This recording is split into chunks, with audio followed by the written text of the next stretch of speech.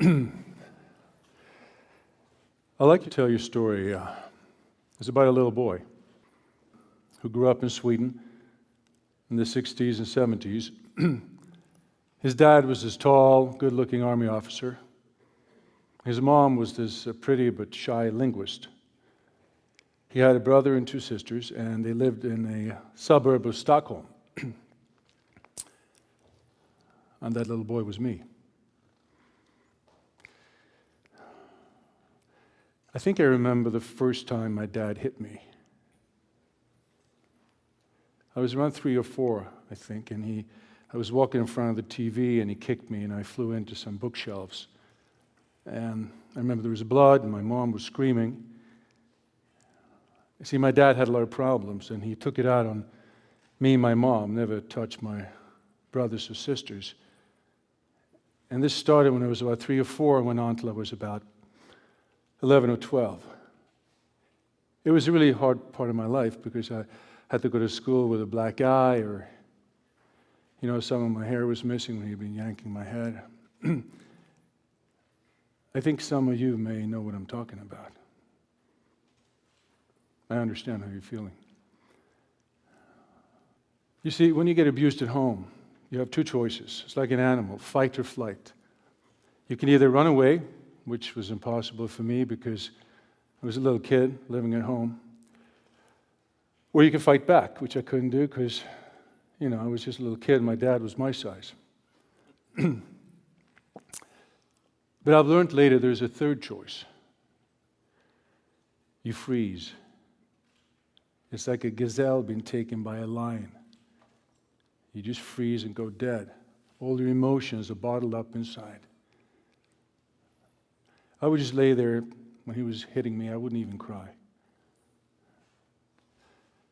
And by the time I was 11 or 12, I was smoking, I was drinking, I was running away from home on stolen motorcycles, sleeping over in somebody's garage.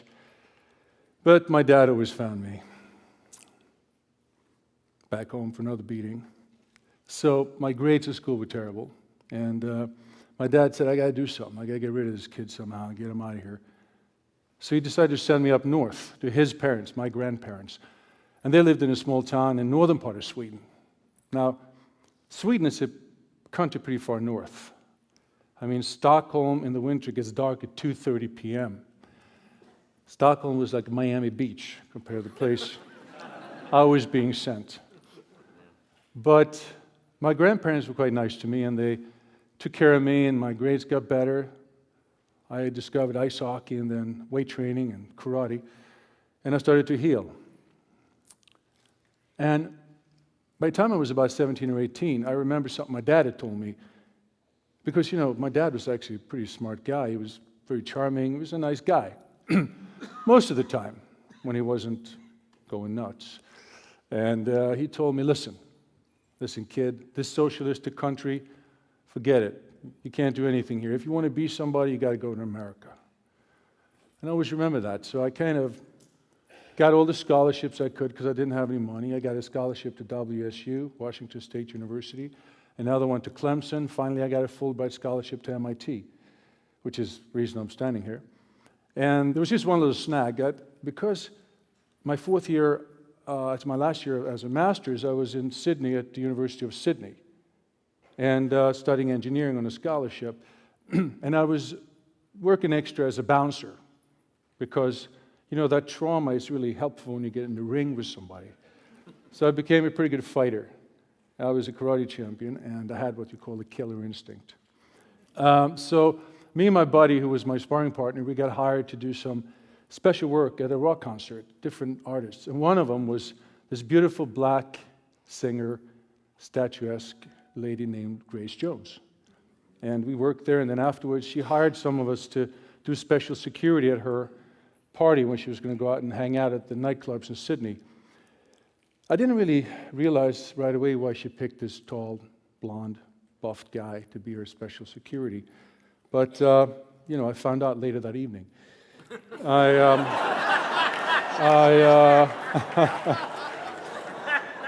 I ended up in her hotel room, missed a few classes the next day, college. And, And she was a world-class artist, totally out of my league. That's what I thought. That she didn't agree, you know. So we ended up having this relationship. I went to Tokyo to do some karate. She was there doing a commercial. Then I ended up moving to New York. So I had a couple of months before I was going to start MIT. And those months literally changed my life. Because what happened was, this is New York City, Studio 54. I met David Bowie, Michael Jackson. First week I was there, I went to some party. There was a little guy with white hair, came up to me and said, "Hi, what are you famous for?" Took a picture of me. I'm like, "Nothing as far as I know." He goes, "Hey, I want to put you in my magazine." Well, it was Andy Warhol, Interview magazine. So finally, when it was time to go back to school, to Cambridge, MIT, chemical engineering just didn't seem as exciting somehow. So, but anyway, I took this big black motorcycle I bought, 1200cc, threw brace on the back, all decked out in leather. I got in my leather pants, didn't wear a shirt too often in those days, drove up to Cambridge, and I think the professors at MIT had a slightly different idea of who this Swedish star student was. So when this thing just went past the window, and I think they were sort of shocked, you know. They expected somebody else, slightly smaller, maybe with some Coke bottle glasses or something. But anyway, they were as shocked as I was not belonging there. I felt it right away. 3 weeks later, I was gone. Went back to New York, got an agent, so all other actors, started studying acting, got up for a couple of movies. One was a boxing movie. Turned out to be Rocky IV, and I auditioned for it.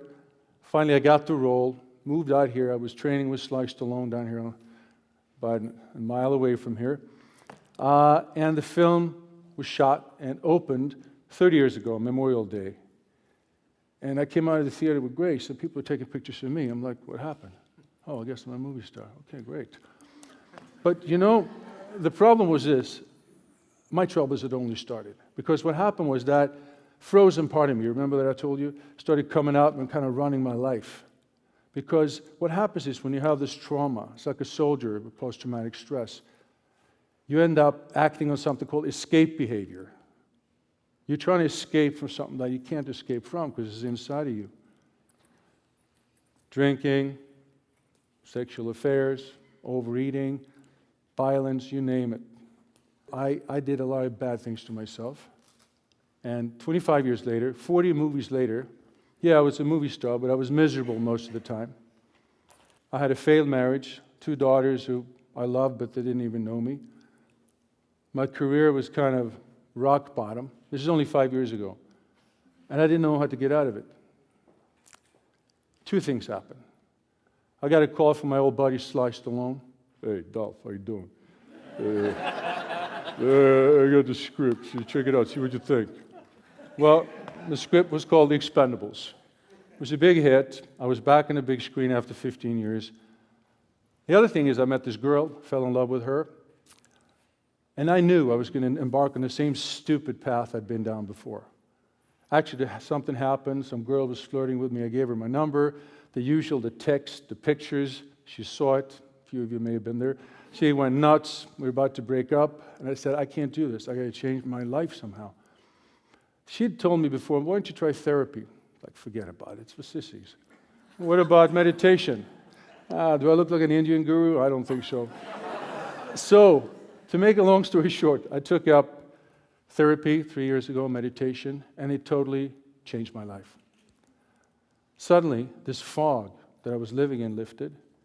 I did the therapy where you go back in time, you relive your experiences, you cry, scream, you roll up in a little ball, you hit the couch with a baseball bat, anything you got to do to start to try to attack this part of you, this frozen part of me that was running my life, and slowly started to become smaller and smaller, and I can sort of see my life come back to me. And the meditation helped as well. So the first thing I did, I went back to see my kids. And I asked them for forgiveness, what I had done, because I told them what happened with my dad. And I was a guy who didn't like what I had done, and they started crying right away. And I realized they had a lot of pain, and I cried with them. Did the same with my ex-wife and a few other people I'd hurt. And As a matter of fact, I also, in my head, forgave my dad for what he did, and my mom for what she didn't do. And I started embarking on this new life. It was like a fight worth fighting, to come to terms with yourself, to heal yourself. But what I didn't realize was there is another level to that. Because once you start healing yourself and feel better, you see other people around you who need help, who have pain. And fate kind of came to me, and I wrote and produced a movie about human trafficking called Skin Trade. I learned about human trafficking, which is a terrible crime. There's 20 million slaves in the world today. It's a $20 billion industry, second largest in the world.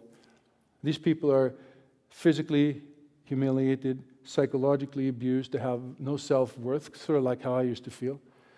And kind of fate brought me in contact with this, with human trafficking and these victims. When I came back to LA, I called an organization called CAST and asked them if I could help. Coalition to Abolish Slavery and Trafficking. Well, I've been helping them ever since, and it's a great feeling for me to finally give something back. You know, and a lot of this human trafficking isn't just happening in like India and Africa and all over there. As a matter of fact, one of the most interesting cases was a girl who was brought over from a third world country by a very wealthy family. She was kept in the house, they took her passport, kept on the guard all the time, threatened her with violence, threatened her family. You know where the house was? In Brentwood, right here, about a mile from here. And she didn't know what to do. They brought this American nanny in to take care of the little kid, and they talked, and the American nanny said she was going to help her, but nothing happened. A week passed, month passed. Finally, they were coming back from the park one day. She was taking care of this kid, and there was the security guy as usual. And there was 15 FBI agents outside the house. They took her inside and said, "Do you want to stay? Do you want to leave?" She said, "I want to leave." Cass got her into a shelter, re-educated her, brought her back, learned a job. She finally ended up getting a green card. As a matter of fact, she met this man from her home country that she fell in love with, and they got married. And to be part of something like that, it's just amazing. As a matter of fact, Alice, she is also pregnant with her new baby, and I thought her towards the end of my talk, I want you to say hi to her. Alice, please stand up.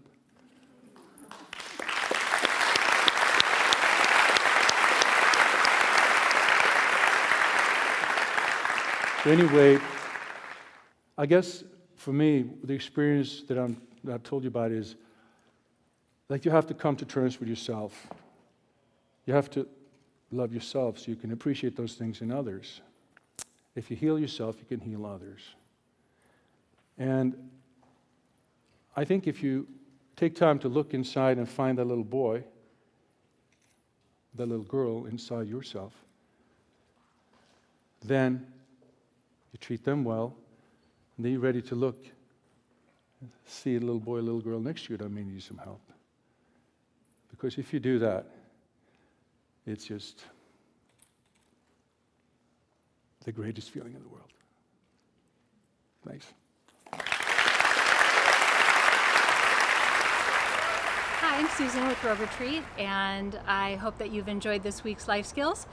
And I got some good news. I'm hoping that this is really what's going to happen, but we're planning on doing a picnic on August 2nd, and it's going to be at Hawthorne Park, and it's going to be a kickoff to going back to Life Skills Live.